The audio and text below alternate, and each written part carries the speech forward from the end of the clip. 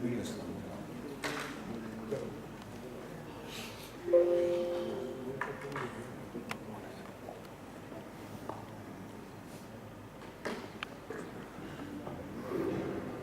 morning, respected director and distinguished scientists from GSI, young colleagues.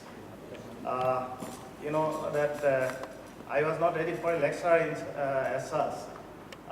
Few days back, I got a communication from the director, GSI Assam Unit, Dr. Somnath Sharma, indicating the desire of GSI to come into collaboration with Gauhati University for research and other activities, training activities. And then subsequently there was a discussion with Dr. Phukon, and incidentally I was visiting NRSC Balanagar for some user interaction meet yesterday, and today also it is going on. And then because I was visiting there, I thought that because I always wanted to visit this STM Institute. I have been visiting Hyderabad for quite some time, but did not have an opportunity to visit this institute. So I took this opportunity, and that is how I am here. Thanks to Dr. Phukon and Dr. Anil Kumarji for giving me this opportunity. So I am not as such giving an expert lecture. I am not an expert in the subject. Just as a way of introduction, that I am presenting few things here. As a introduction, I'll tell you that my department of Geological Sciences, Gauhati University, earlier it was known as the Geology Department. It was established in 1950 among the very few universities that time offering geology, like Anna University, Hyderabad University, Kolkata University, BHU, like that. And since then, starting with undergraduate, now we are a postgraduate, full-fledged postgraduate department with doing research in many different branches. We have 14 faculty stands. We have people actively working research and doing research in metapetrology, thermodynamics, geochemistry, coal geology, petroleum geology, geotechnical engineering, and we also have a very strong unit of remote sensing and GIS. Then we have a very strong, that faculty in metallic mineral deposits. We have a very good faculty in structural and tectonics, and also in hydrogeology. And myself, that very small I am working in, my area of interest is mainly quaternary geology and geomorphology. Of course, because I worked for ONGC for around 4 years, with that kind of experience, I also do some amount of petroleum geology sometimes, but not, that regularly. So with that, that this particular presentation is not ordered the way it should have been. So kindly interrupt in between and ask me, that your questions that will help me to go forward. And this is something that I would like to highlight, because a person who has been acquainted with Northeast, there you name a natural hazard and you have it there. You talk of landslide, you talk of flood, you talk of erosion, you talk of massive sedimentation, you talk of earthquake. All these issues are plaguing this region. Now, it so happens that the problems are so enormous that we often forget that there are also great resources lying there. So these problems often overshadow the great resource potential of the region. I am just highlighting briefly these two issues, the fluvial dynamics in the region, and also, which is also linked to this another issue, that is your landslides. I'll go ahead with this.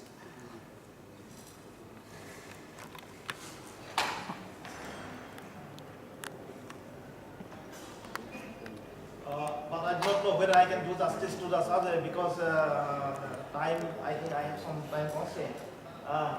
If you look at northeastern region, we have this 8 states: Sikkim, Arunachal Pradesh, Assam, Meghalaya, Tripura, Mizoram, Manipur, Nagaland, and border with China and Myanmar this side and this side Bangladesh there. We have around 2.6 lakh square kilometer area in the region, and Assam is having around 78,000 square kilometer of geographical area.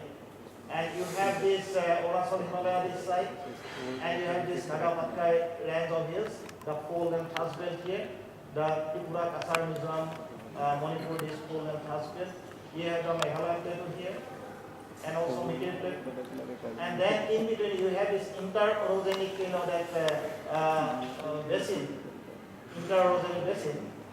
This is in fact a four-line basin, which is occupied by the Brahmaputra here. The Brahmaputra comes like this. Here it is known as the Sangpo, then enters Arunachal here, and takes a hairpin bend here, then takes a western turn. Here it takes a southern turn like that. So here it goes like this, comes like this. And the name Brahmaputra is given to the segment of the river from here to here. From this is the point called Sodia, this is the point called Dhubri, where it enters Bangladesh further south. So this is around 700 kilometers from Sodia to Dhubri. This segment is known as the Brahmaputra. And being the topographic low, it receives all the sediment and water coming from this inter-orogenic region, I mean from this Arunachal Himalaya and also this fold belt.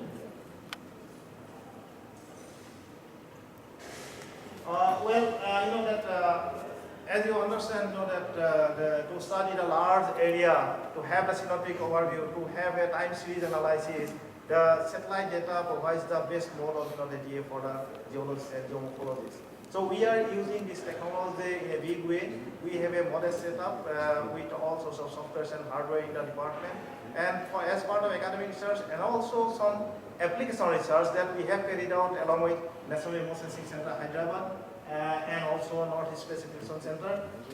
These basically three programs we carried out along with those institutions, and with which we build up our capability also, the training and the development of hardware and software and all that. With that only we have a very well-developed setup now.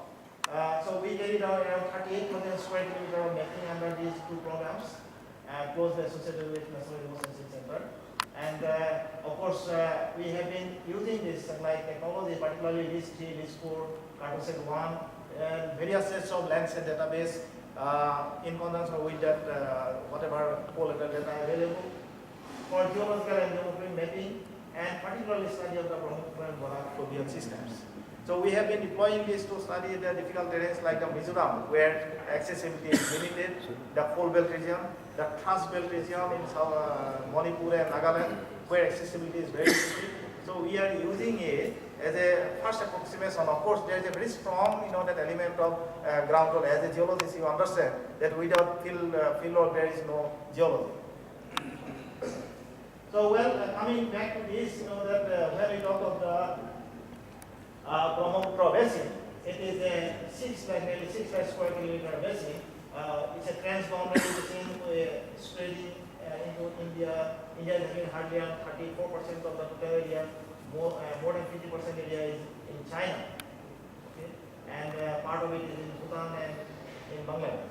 So although the main catchment is here in China, because we are in the riparian state, so we bear the brunt of the problem here of sedimentation on the flood here, because everything comes down ultimately to Brahmaputra. I'll not go into these details, and I'll just skip here. Yes. Along with the Brahmaputra, this side is the Brahmaputra basin and the southern side is the Barak basin. So northeast we have a composite of Brahmaputra and Barak basin. So Brahmaputra basin is roughly 6 lakh square kilometer, and Barak basin is much smaller in the southern side. This is 39,000 square kilometer. That is also a transboundary basin spread into India, Bangladesh, and Myanmar. That the Assam and particularly in Assam, we have a potential utilizable water resource. In the Brahmaputra basin, we have around 50 cubic kilometer per year. That is the amount of surface water resource available there. Now, around 90% remains underdeveloped so far, and that excludes the groundwater. This is such a huge quantum of that fresh water reserve in the region. And you can see in comparison to the other river system in the country, Ganga basin has got 28% of the total resource. All other together is 41% and Brahmaputra together around 31% of total resource available there. Even if you look at the groundwater, this is from Central Groundwater Board statistics only, that this region is, the groundwater in the region is almost undeveloped. Hardly around 15 to 20% of groundwater is utilized here. If we look at the Brahmaputra, that valley, that shallow subsurface, I did some boreholes there under some programs, and I also carried out some resistivity analysis there. From there, if we reconstruct, this is the scenario there. You have the sand, gravel, clay situation there. These are all riverine sediments. So these are typical alluvium that covers the entire Brahmaputra valley, except that in some places you have the initial bars composed of crystalline, that metamorphics and some igneous intrusives. This is just an indicative here that we have carried out a number of resistivity mapping there. I'm not going to this. Okay. Now, when we come to the Brahmaputra and its tributaries, these are characterized by massive, that large-scale lateral shifting. Yes, that lateral shifting of the river from here and there is the intrinsic into the river, but here, more than the intrinsic phenomena, there is also the catastrophic, what is we call that avulsion phenomena that is very common to the rivers, particularly in the north bank of Brahmaputra. Those are not simply, that the intrinsic phenomena of the river behavior. Those are something triggered by some, that extreme events like extreme flood, earthquake, and geotectonic activities like that. I'll come to that. Also, there are, that recurring extreme flood events, and not only one event. Every year you may have waves of flood coming in, extreme flood events coming in 3-4 events. So that way, what happens, that the crops fail totally. And sometimes, that in some of the areas of the state, that you will not have a crop for harvesting because the waves of flood, one after another, it completely destroys the system. Okay. So there is inundation by this recurring flood every year, and there is also, together with this flood, we have the other problem of the erosion. I'll come to that in more detail. Then, together with the flood and erosion, we have the high sediment yield. This is, the tectonically very active region, particularly the eastern Himalaya, as you understand, that frequent, even small scale, small magnitude earthquakes. They generate thousands of landslides. And ultimately, those sediments, they find their way through this river system into the Brahmaputra. And where the sediment will go, the more than dispersal capacity of the river, ultimately those sediments are being deposited in the river bed itself. So there are consequences that I'll show you what are the consequences that we are facing out of those sedimentation. Ultimately, the triggering factors are lying there in the upstream catchments in the form of those landslides and the mass movements related to that. So, So this, particularly after this 1897 and 1950 earthquakes, more than 8 magnitude those two earthquakes, they changed the whole, that year landscape of the region. And the consequences of those earthquakes are still going on in terms of the very high sediment put into the river, extreme instability of those river region in the particular Brahmaputra valley. So the Brahmaputra, if you look at, that an aerial view of the Brahmaputra, it looks like this, a part of the Brahmaputra. You have extreme braiding in those here. So why this braiding is happening? Because the sediment carrying capacity of the river is reduced. So the sediments being dumped here, ultimately the whole river, it has, it has been, its bed has been raised. Those bed bars have been increasing now. And the river, to accommodate the flow of water and sediment, the river is widening. So we see to widen the river, more erosion along the river. So there is a linkage between those landslides, consequent sediment dumping in the river, consequent widening of the river. So the erosion, we cannot see that in isolation. So problem lies somewhere else. Okay. So you have this, the river is maybe typically braiding, maybe typically meandering as well. So both these type of rivers are there, but this is the north side. North side of Brahmaputra we get mostly Brainy River with coarse sediment. South side of Brahmaputra we get typically Mendai River with finer sediment forming the banks.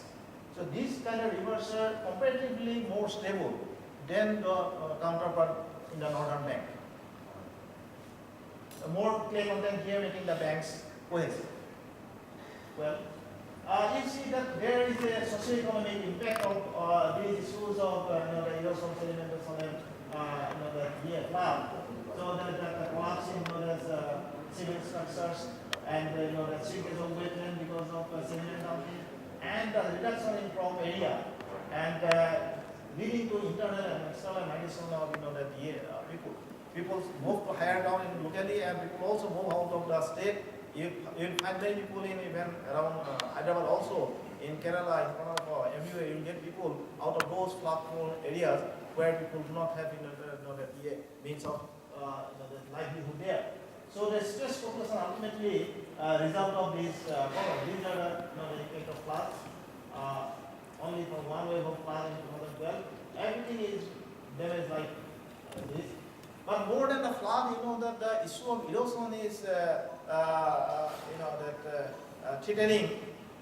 Why that this erosion is causing loss of thousands of square kilometers of land over the years. There is a permanent loss, cannot be reclaimed. Now flood comes and goes. Often flood is considered as a blessing also because it brings the much needed nutrients in the floodplain areas, leading to good harvest. But if flood comes and goes, there is no problem. But this erosion is a permanent loss to the fertile floodplain area, the cultivable land. So this is a major issue there now. If you look at, that during 100 years time, we have lost nearly equivalent to its that district in the region. If you look at the entire 700 kilometer length of the river from Sadia to Dogri, this red part is the erosion. If you look at the black part is the deposition. Against deposition, it is overwhelming erosion only. All around the river you can see.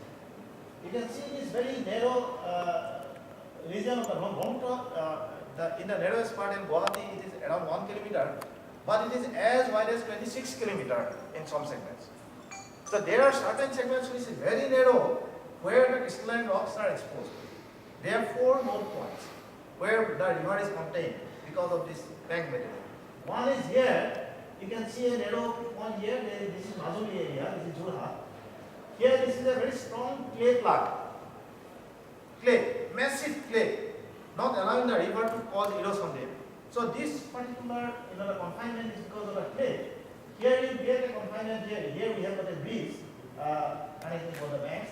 There are crystalline rocks, Indians and mostly quasi-phosphatic rice. So both banks we have the crystalline rocks, so it is confined there. Around Gauhati here, mostly granite rice exposed here. Here we have another bridge, this is also confined here around 1.5 kilometers. Again, crystalline rocks both sides here. So because of the presence of those things, in this area they are constricted, but other area they get that widen like anything up to around 26 kilometers. So it has got a consequence. Now what happens when the river flows? Well, it is the relation of the Q is equal to W into D into V with depth and velocity. So when your Q remains same, the charge remains same, you reduce the width, your depth and velocity increases. But the moment it comes out of that confined area, your width increases, depth decreases, and velocity decreases. And the moment there is velocity decrease, so there is dumping of the sediment. So we have got the development of those sediment bars, upstream and downstream of those constituted segments. These are a little more detail in those segments about quantitative assessment of those erosion and deposition. These are all being done by using the time series data, satellite data. But satellite data from Indian remote sensing satellites we have from around 1988 onward, IRS-1A, 1B. But IRS-1A has the spatial resolution of around 72 meters. That is not good enough for the GIS study. But fortunately, we have the Landslides data, very good quality data, when from 1978 that MSS band data available. So we are using those data along with the survey with the topographic maps, of course, for references. So these are kind of the overlay of various data sets. How the 1911 the bank of the river, now 2016 you can see how much it has shifted. This is here in body. This is how you can see 1967 topography map. It do not have a river here. There was almost a defunct channel called the Blue River. Yeah, this was a very famous, the Hibuswepa National Reserve Forest, wildlife sanctuary. Now, what happened?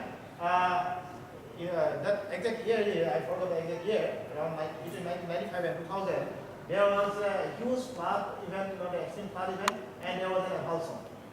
So, dissociating this Hibuswepa Reserve Forest, and this channel became active. Okay? So, you can see the various data sets which you can use to overlay one over the other and see how temporally and spatially the river is behaving.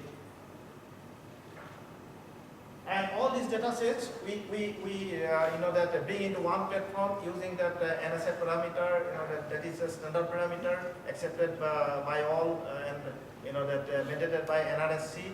That is that with WGS 84 and that LCC projection parameters we give. So in my laboratory, that protocol we follow. So all the data sets, they seamlessly can be mosaic in a national grid. So these are the kind of bank materials that we have along the Brahmaputra. And we look at these kind of, this is the actually northeastern part of the north bank of Brahmaputra, eastern part. And this is the Orasol Himalaya. See this river behaves like it is here today, tomorrow it will be there. It swings like a pendulum. So once I was doing field there, within a 2 kilometer range, you had 8 bridges. A weak economy like Assam, it cannot sustain like this. The moment you are constructing a bridge, before the bridge is being completed, the river has gone somewhere else. So there is a situation there, extreme dynamic behavior of these rivers. Totally unpredictable because it is not intrinsic to the river. Had it been like this, it could have been predicted. This is the intrinsic behavior of the river. So southern bank of the Brahmaputra, this is a predictable behavior of the river. We have done the dating also when it started and when it ended. So the rate of the lateral shift can be modeled in case of south bank of the river. But the north bank, it is not possible. And this has got to do with the geology of the river. The strong tectonic activity in the Arunachal Himalaya, it makes all this unpredictable behavior of the river. Well, these are the situations when we talk of the sediment mapping. These are once very fertile, cropland. This was a school building. Now, mountain of sediment comes, and overnight, all those sediments are without any nutrients. These are fresh, that white sand, and no nutrients. So that there cannot be any, that agricultural crops there. So this becomes like a desert. This becomes like a desert. So there is an agrarian crisis now because of that. So people are migrating from those areas. So when we look at statistically, taking the Brahmaputra as a case study, the average width is increasing. As you can see, these trend lines, varying index increasing, average width is increasing. Okay? And the consequence is that total bar area has increased over the years by 20%, varying index has increased by 67%, when channel multiplicity has increased by 67%. That is an indication of higher sediment input into the river. Now, total channel area has increased to 6,494 square kilometers. The Brahmaputra river from Zodiac to Buri, that 700 kilometer long river, it occupies more than 6,000 square kilometer area within it. And out of which around 2,000 square kilometer is, occupied by the birds, inland birds.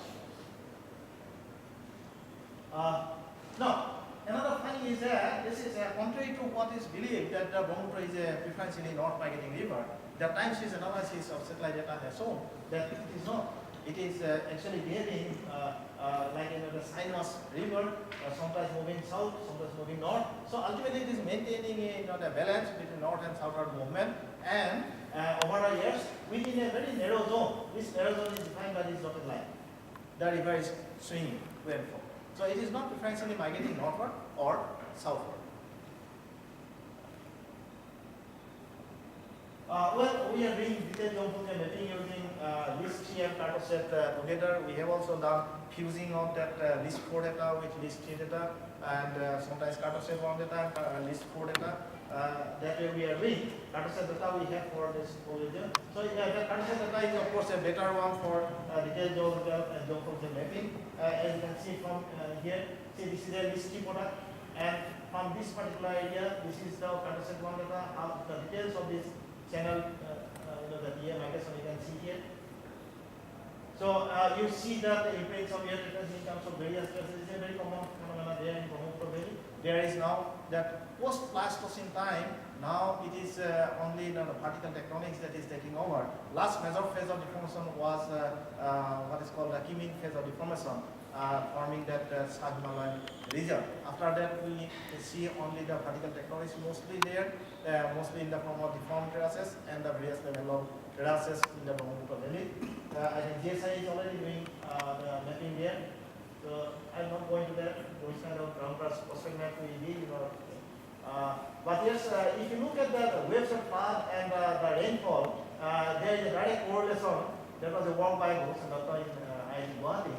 So there is direct linkage of the rainfall and the flood in the Brahmaputra Valley. Around 85% of the rainfall goes into the surface runoff, directly goes to the river. So if we have to forecast, if we have to predict the floods, we have to actually first predict the rainfall. So that is a requirement. So we have to go for couple model. We are doing in that line. I'll not go into that some kind of climate studies we are doing. Okay. One point I'd like to highlight, because the GSI also will appreciate this, that in the north-eastern zone, although the very high region, but at the same time the Brahmaputra Valley has got a very low gradient. So that makes it difficult to develop the flood in undersea mapping and the floodplain zoning. So we need a very high resolution digital resolution model. Currently, all of you know that the SRTM, the DM available, that the SRTM available, those are 30 meter 1 arc second, the DM of no use in such a low gradient situation. Okay. And that NRSC, they provide that carto set DM, but you can see them, you cannot download them. So it's annoying. But ultimately, probably we need the digital elevation models which have got centimeter level accuracy. If at all we have to study these particular problems in very detail, including the landslide issues there in the region. So we feel the necessity of a very accurate, high resolution digital elevation model, and for that I think the ladder technology is the only solution. That is what we feel, and we are going to make a request that there should be a ladder, that focused ladder program to develop a very high resolution DM in the region. In fact, we are going to talk to the NRC also, but these are very costly things. And I think that we can join hands with GSI also, all oil exploring agencies also, because oil exploring agencies working there, they can do the funding for that. So these things I think need to be worked out jointly. There is a recent initiative, and at Gauhati University we have set up one Center for Brahmaputra Studies mandated by the donor ministry. This is a concept design. Construction is going to be started very soon. I am coordinating at the moment on behalf of Gauhati University. And temporary setup, we have established some 4,000 square feet of area where we have the temporary labs and all those things. That the functional groups are being established. And I think that in very near future, in another 2-3 years' time, we will be fully geared up to study focus in the Brahmaputra basin. Now coming little bit into the landslides. My understanding of landslides